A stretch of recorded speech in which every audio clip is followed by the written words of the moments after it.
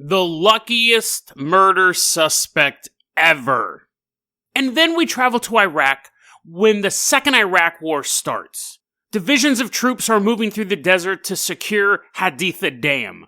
Some people believe they were there to make sure that Saddam's forces did not destroy the dam, causing an ecological disaster. While other people believe they were there to secure the dam so the Four Horsemen of the Apocalypse would not rise from their prison. Today on Dead Rabbit Radio.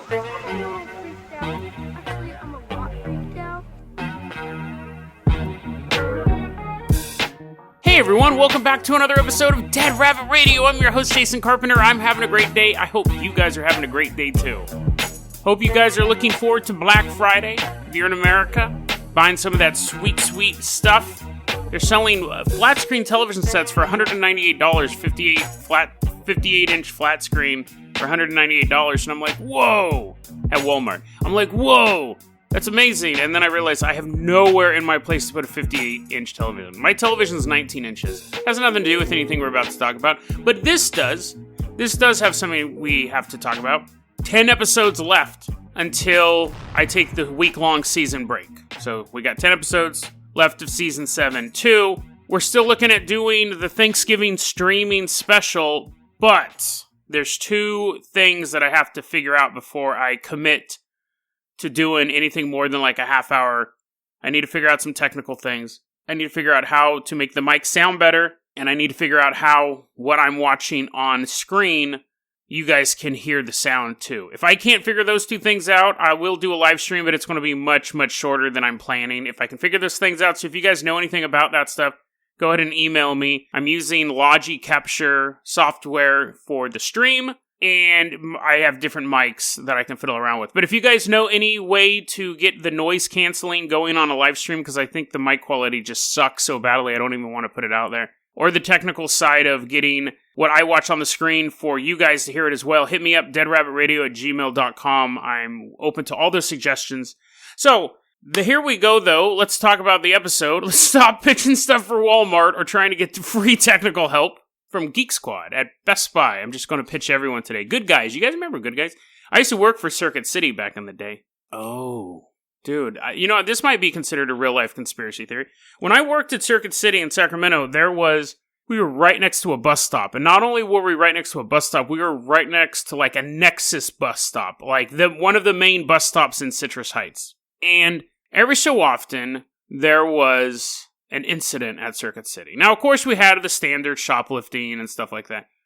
But every so often, a guy would go into the men's restroom. This guy would sneak in like a little Pink Panther thief, and he would poop all over the handicap stall. He'd go in there and he would just smear his feces all over the walls and then sneak out.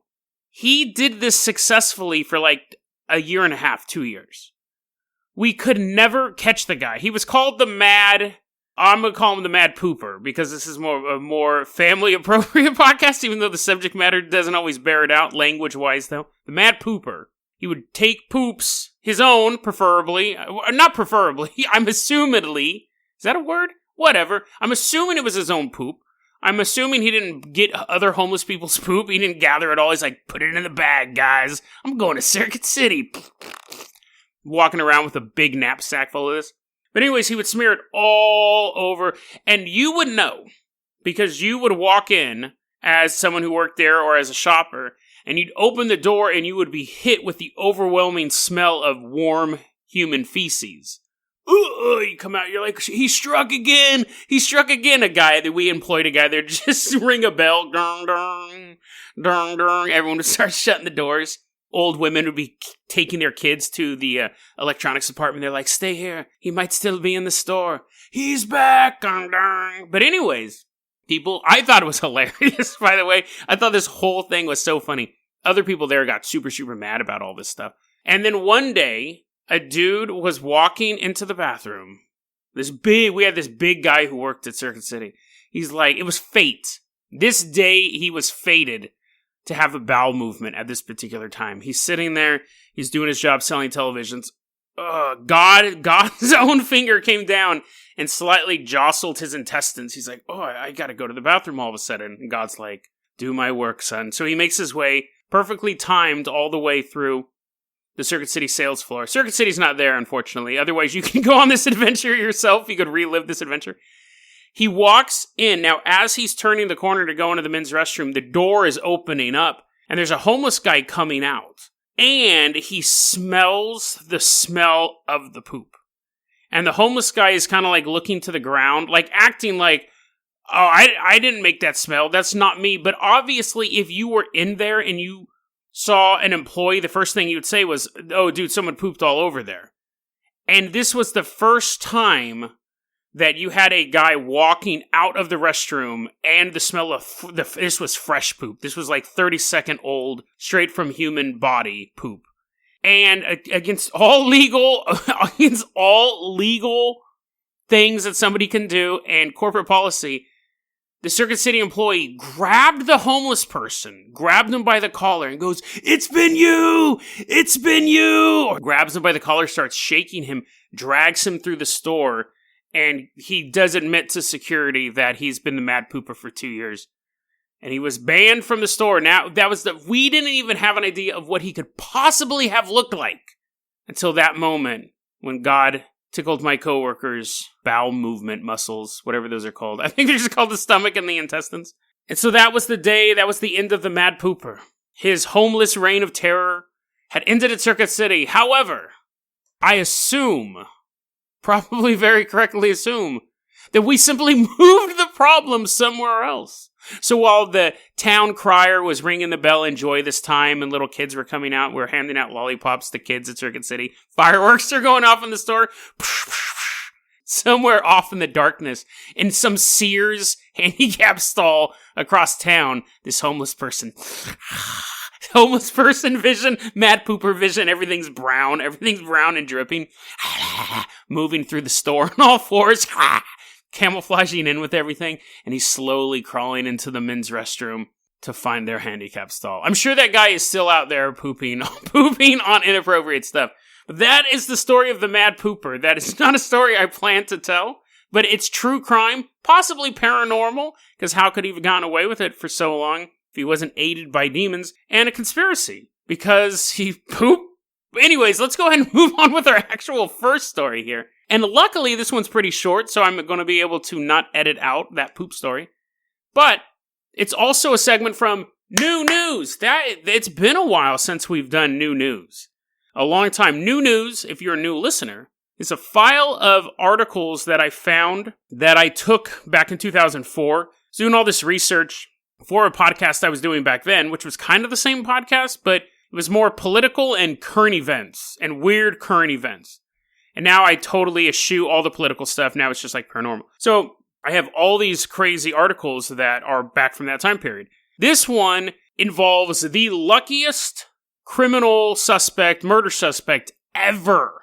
The year's 2003. We're in Los Angeles. The streets are bumping. That's probably a little too hardcore. Let's see, 2003. What would be the rap music back then? So, yeah, I didn't know that song came out in 1994, but it's classic. They were still listening to it in 2003. Oh, it would have been like, up in the club, type like Missy Elliott garbage. So, that someone's listening to Missy Elliott driving through LA. And that's not the sad part of the story. It should be. I can't stand Missy Elliott. But anyways, pop, pop, pop, pop, pop, pop, pop, pop, pop. There's a drive-by. That's the point. Not about what people were listening to. There's a drive-by.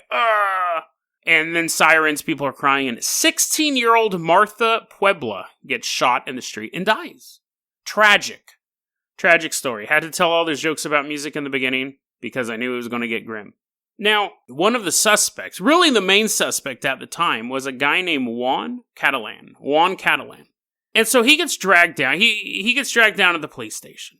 And they go, "We know that you were part of this drive-by." And he's like, "No, I wasn't. I wasn't even in the neighborhood." And the cops are like, "We've heard this one before." So this goes on for a while. "Yes, you were. No, you weren't. Yes, you were. No, you weren't." And he's saying, not only was I not in the area, but I have proof. I took my daughter to go to a Dodgers game. I'm a huge fan of baseball.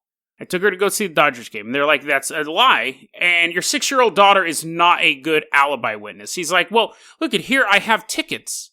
I have tickets for me and my daughter. We went to this game." And the cops look at the tickets and they go, Listen, we believe you're involved in organized crime. So the fact that you were able to get fake tickets or somehow get tickets, that's not a shock. You were part of this murder. And Juan fights this, gets arrested. They say, no, you're guilty. We got to do the trial thing. This is America. But we're going to arrest you. We're going to throw you in jail. He goes, I'll take a polygraph. I will take a polygraph. They go, no. We know it's you, dude. We know it's you.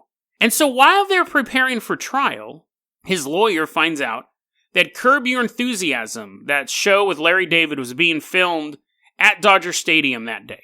And so the lawyer starts watching the episode, and he's like, oh, he's not here. That would have been easy if I just watched the episode and saw my client sitting in the stands. He then goes to Larry David. The lawyer goes to Larry David and says, listen, my client's a huge fan of your show. I don't necessarily believe that part of the story. The client says Juan Catalan apparently is a huge fan of Curb Your Enthusiasm before all of this happened. I don't believe that for a second, because nobody's a huge fan of Curb Your Enthusiasm. That show, I can't stand. I don't like dissing stuff a lot. I know I went off on my jazz rant the other day, but I don't like dissing stuff a lot, but I can't stand that show. However, because it's not funny. However, Cheryl Hines, his wife, is smoking hot. So I will give it a pass. I do know, I understand why people watch that show. It's because she's hot, but everything else about that show stinks. So, I don't believe anyone's a fan of that show.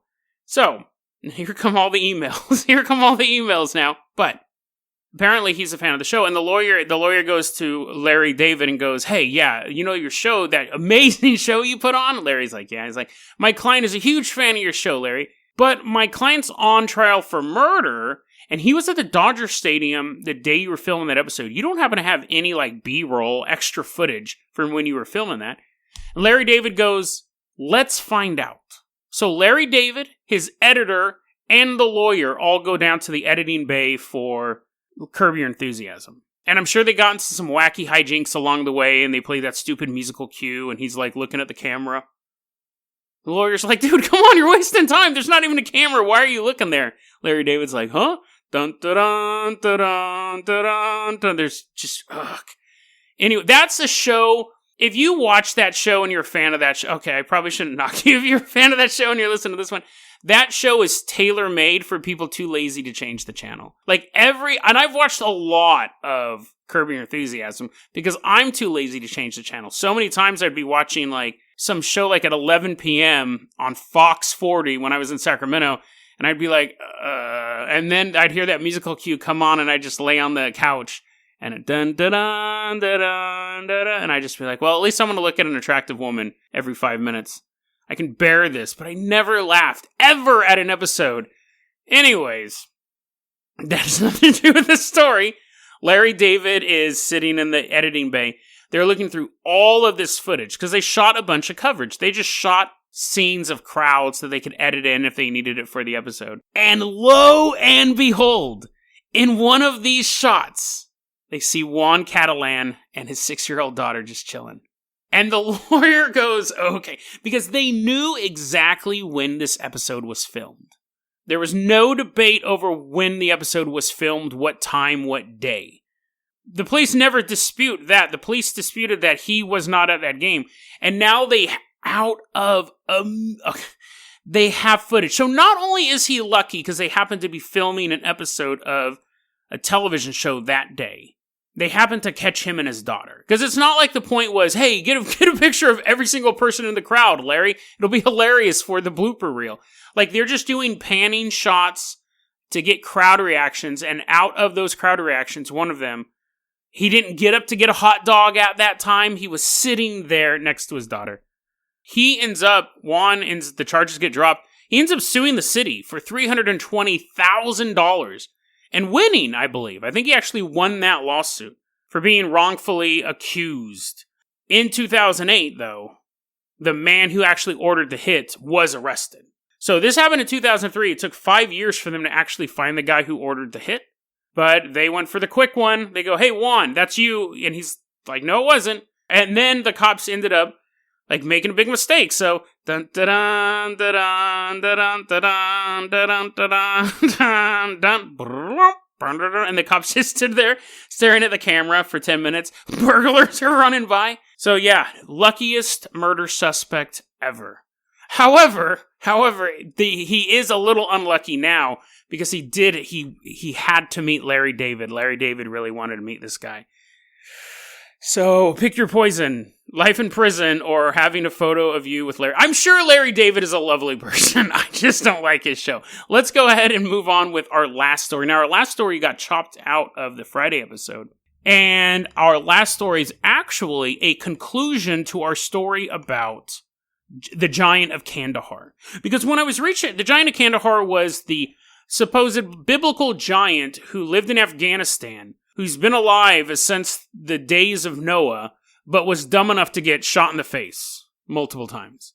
Like that, when I was editing that, I think I kind of buried the lead.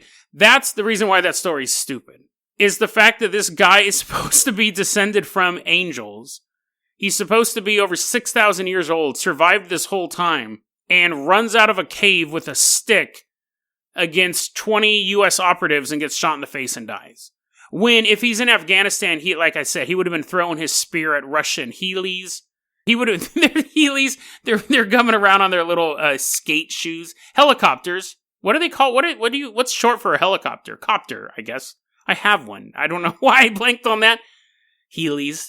They're coming across the landscape. He's been fighting Russians. He's been fighting Taliban. He's been fighting Pashtuns. He's been fighting Tuscan Sand people. He's been fighting people for 6,000 years, yet he doesn't know what a gun is. He doesn't know anything about numerical superiority. It was just a stupid story. But anyways, it was an interesting story, but it doesn't make sense. This guy would have either killed all of them or went into hiding. That's the thing. Bigfoot doesn't run out to a group of hunters and get his brains blown out. And then they go, oh, yeah, and then we buried the body. There are stories like that, but they're made up. Like the Bigfoot Human War of 1855, I think it was, and the Patterson-Gimlin Massacre. I've covered both of those. Both of those stories are stupid because, they're interesting stories, but they don't make sense anthropologically, whatever. They don't make sense from a evolutionary state. If a creature's evolved enough to be hidden from humanity for thousands or tens of thousands of years, has been hidden from humanity, it's not going to walk into a 7-Eleven. It's not going to walk into the middle of a room and get its brains blown out. So anyways, that's my final say on the Giant of Kandahar. Interesting story, but stupid key detail. If I was making it up, they would have hunted him in the cave. He would have fought him one by one, and then they would have killed him in the end. Or caused the collapse, and then that way you don't know if the gorilla man or the giant is still out there. In the sequel, he would have been the Gorilla Man of Kandahar. Anyways, so when I was researching that, along the same lines, a lot of the same websites were like, yes, the Giant of Kandahar is real, and you gotta remember Haditha Dam, and I'm like, what is Haditha Dam? I don't know what it is. I'm gonna assume it's a dam in the Middle East. And I was right. So let's go ahead and hop on our carpenter Heeley. Today we're just gonna wear Heelys. We're gonna put on shoes with little wheels on the bottom of it, if you don't know what Heeley is. And we're going to go all the way across. We're going to get a barge to go from America. We're just going to do circles on the barge. You have to make that noise the whole time, and we're sailing all the way to Iraq. The year is 2003, so it's perfect. We just left Larry David's editing bay. We're going across the river. Not the river. We're going across the ocean. Much bigger. Has more salt. We end up in Iraq. The year's 2003. Now, in Iraq, we have Haditha, which is a city in the Al-Anbar province in Iraq.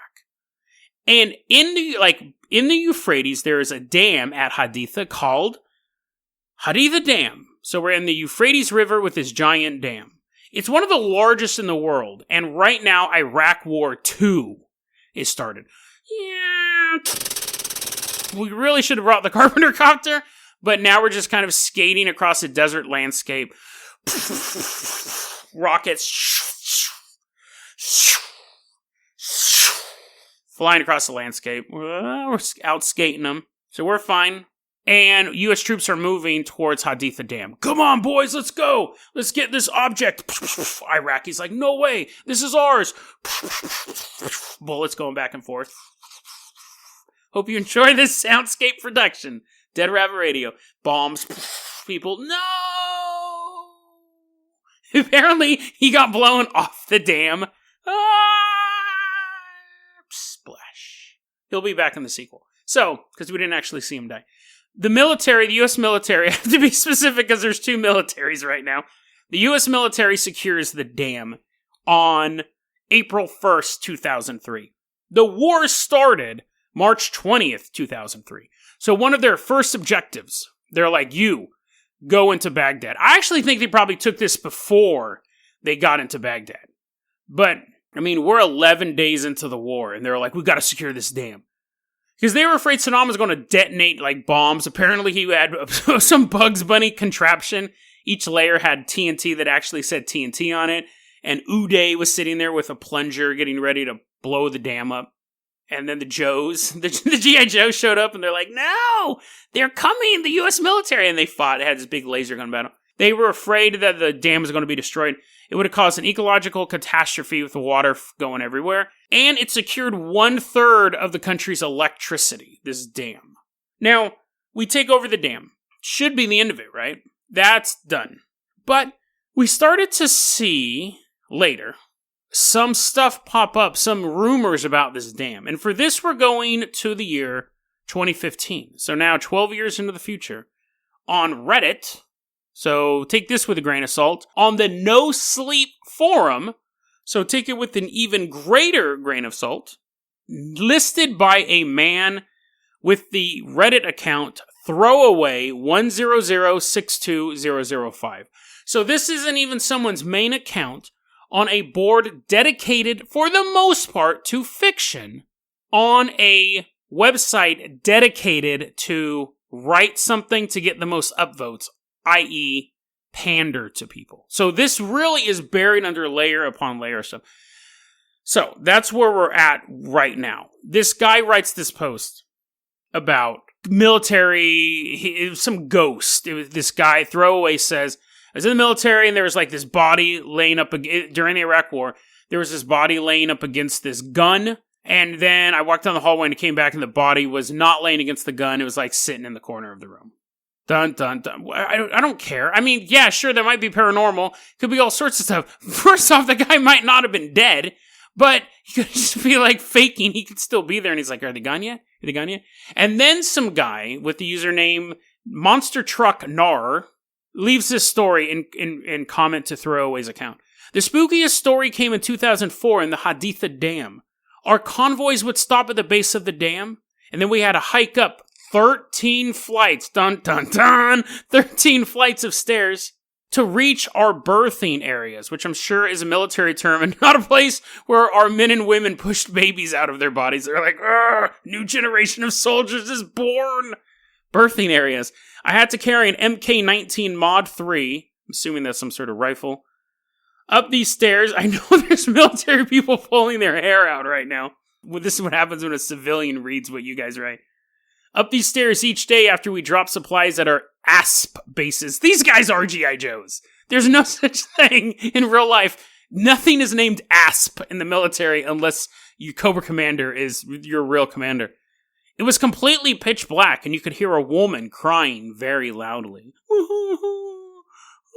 I mean, that's terrifying. I wouldn't want to hear that. I wouldn't want to hear that on a bright, sunny day. I can't remember how many times I ran up these stairs with night vision goggles on, terrified that the woman ghost is going to eat me. Wouldn't have a problem with that. I added that last part, he didn't.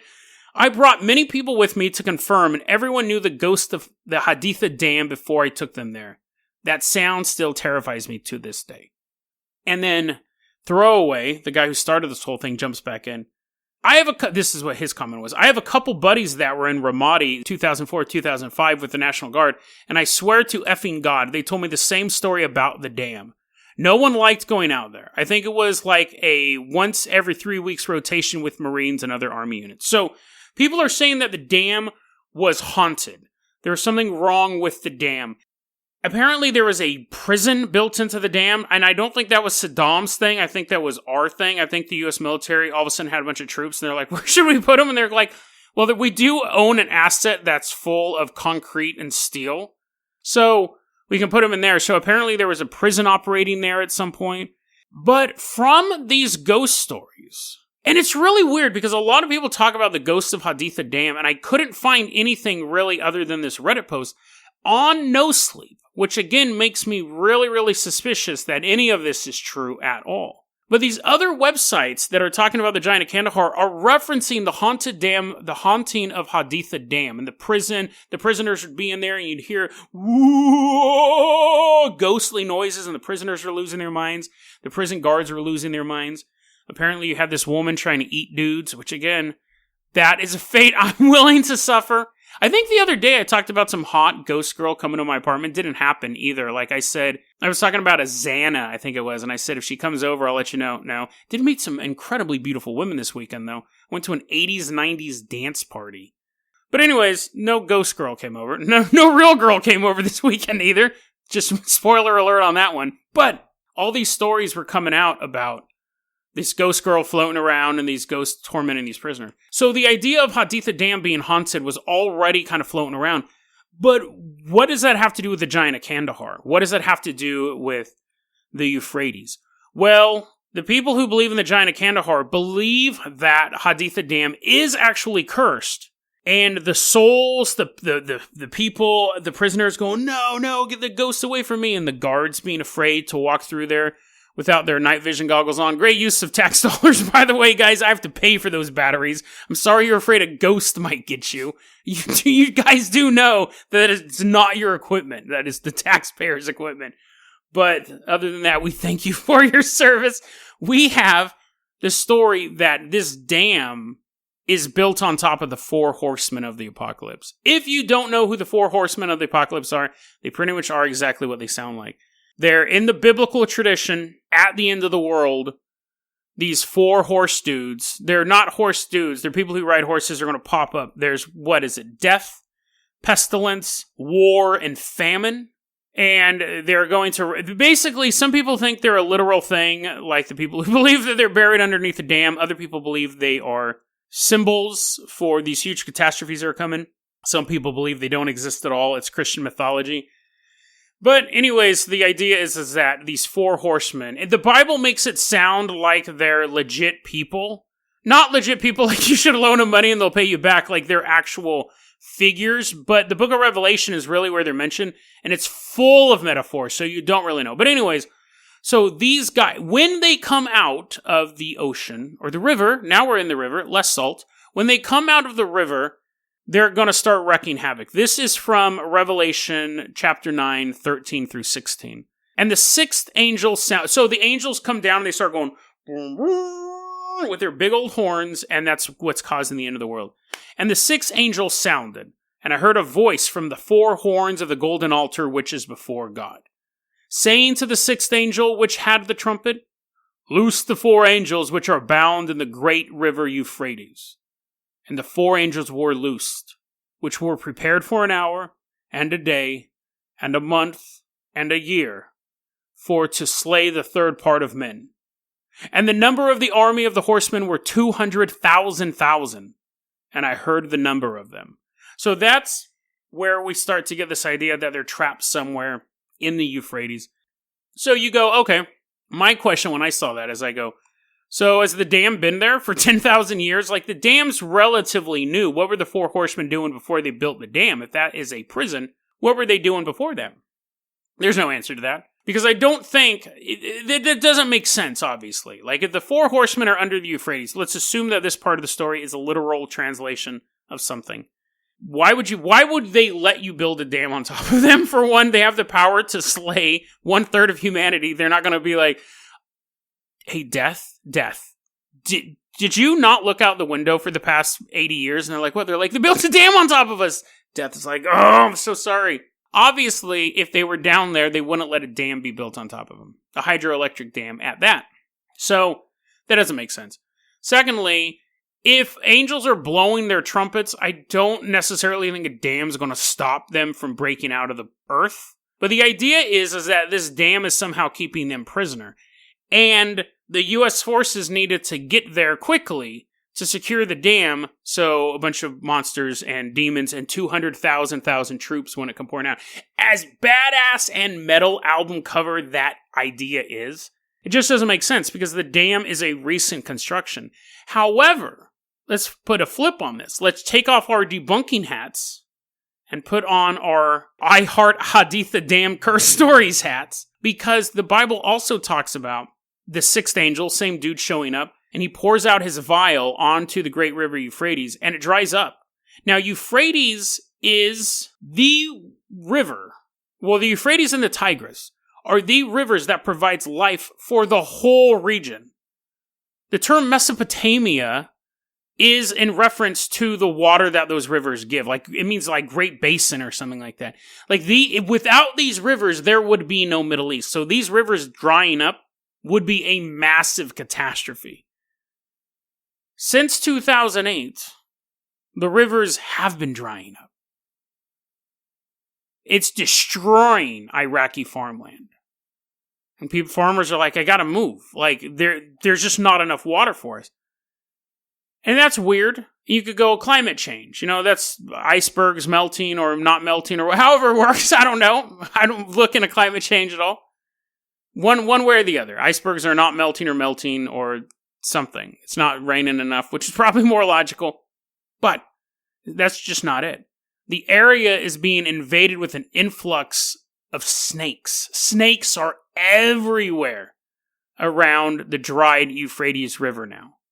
So that is reminding a lot of people of the Bible. Lucifer, the Satan, is like a snake. He's a snake-like figure at the beginning, and at the end, he's referenced as the great snake of old. It's kind of like a callback to his days of Genesis.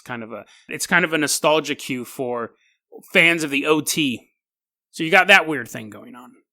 But let's wrap it up with this. Let's say that the Four Horsemen are actually trapped under Haditha Dam. And that's why the U.S. military was so bent on taking over Iraq. Had nothing to do with 9/11. But they knew that there was something. They recently discovered that there was something dark and old underneath a dam in Iraq. And that's why they invaded the country. And you go, Jason, that's preposterous. Well, hold on. You didn't let me finish. Unless you stopped the podcast, and then technically you did. U.S. troops invade Iraq on March 20th. 10 days later, they take over Haditha Dam. They secure it. They protect it. They are there to stay. 1 month later, May 1st, after the dam has been completely secured, checked from top to bottom, American flag put on top of it, it is 100% an American asset.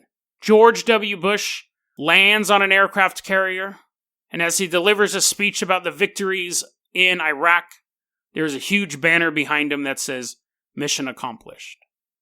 Now, while that banner was flying, there were still U.S. servicemen engaging in firefights across the country of Iraq, dying and getting wounded during this war. And the president got a lot of criticism for having that banner behind him while all that was going on. And he's come back later and said, yeah, I probably shouldn't have had that banner up. That banner was unrelated, da-da-da-da-da. But what if that banner wasn't a signal of the end of all hostilities in Iraq? What if the banner wasn't signifying the end of that battleship's run? It had just gotten done with its tour of duty. They threw up mission accomplished. It was just a weird accident that the president happened to be giving a speech that day. What if that banner was a message to all of those in the know? The mission had been accomplished. They had taken control of the dam that sat on top of the apocalypse. They had averted the end of the world for now. And George W. Bush was also letting the powers that be know that because they now controlled how the world would end, they could also trigger it at any time. Mission accomplished. We hold the doomsday button for the planet. And no one will ever know the truth until it's too late. deadrabbitradio@gmail.com is going to be our email address. You can also hit us up at facebook.com/deadrabbitradio. Twitter is @deadrabbitradio. Dead Rabbit Radio is the daily paranormal conspiracy and true crime podcast. You don't have to listen to it every day, but I'm glad you listened to it today. Have a great one, guys.